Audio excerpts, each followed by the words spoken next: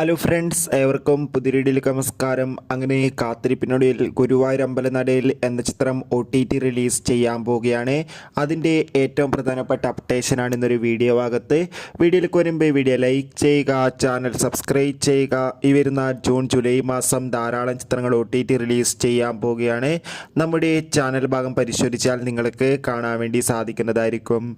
പൃഥ്വിരാജ്, ബേസിൽ Joseph, അനശ്വര രാജൻ, യോഗി ബാബു, ജഗദീഷ്, നിഖില വിമല എന്നൊക്കെ പ്രധാന കഥാപാത്രങ്ങളായ ചിത്രമായിരുന്നു ഗുരുവായൂർ അമ്പലനടയിൽ. ചിത്രത്തിന് അതിഗംഭീരമായ പോസിറ്റീവ് റെസ്പോൺസ് തന്നെയാണ് ഇപ്പോഴും വന്നുകൊണ്ടിരിക്കുന്നത്.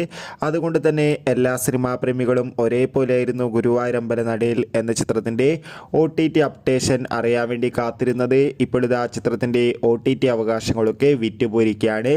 ഗുരുവായൂർ അമ്പലനടയിൽ എന്ന ചിത്രത്തിൻ്റെ OTT അവകാശങ്ങളൊക്കെ ഇപ്പോൾ ഡിസ്നി പ്ലസ്, ഹോട്ട്സ്റ്റാർ എന്ന OTT പ്ലാറ്റ്ഫോമും സിംപ്ലി സൗത്ത് എന്ന OTT പ്ലാറ്റ്ഫോമും സ്വന്തമാക്കിയെന്ന് കൺഫേം ആക്കിയിട്ടുണ്ട്. ചിത്രം അടുത്ത മാസം ആദ്യവാരം OTT റിലീസ് ചെയ്യുമെന്നാണ് റിപ്പോർട്ടുകൾ സൂചിപ്പിക്കുന്നത്. എന്തായാലും കാത്തിരിക്കാം ഗുരുവായൂർ അമ്പലനടയിൽ എന്ന ചിത്രത്തിൻ്റെ കൂടുതൽ അപ്ഡേറ്റിനായി.